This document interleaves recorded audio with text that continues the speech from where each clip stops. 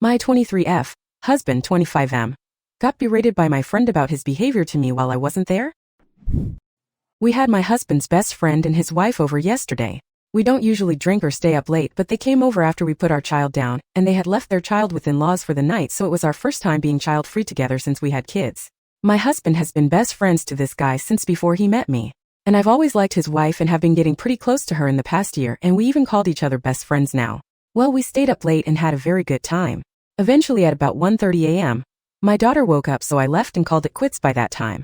I was done drinking and was getting tired, so I lay down with my daughter and fell asleep in her room. My friend came into my daughter's room and told me she wanted to talk really quick. She admitted that she started telling him a thing or two about how she feels about him and that he started crying. She said she apologized to him and she apologized to me too and said maybe she had too much to drink and shouldn't have said anything.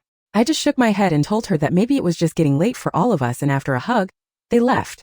My husband just went straight to bed without saying anything, so I figured I would bring it up later.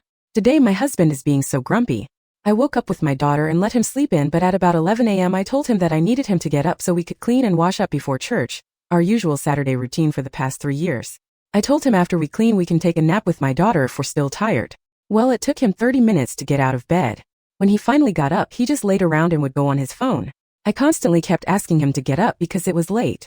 He wouldn't answer me every time, and at some point I got tired of nagging and stopped. He just laid around while I cleaned. Finally, I sat down for a little and asked him about yesterday, and he grumbled that I told my friend that he's a horrible person, so she was berating him. I was shocked and said no, I never told her anything about our relationship. She's my friend, yes, but I don't talk about my marriage problems to anyone. So I told him and he just shrugged and said that she said something along the lines of he doesn't treat me well, and that he should learn to grow up.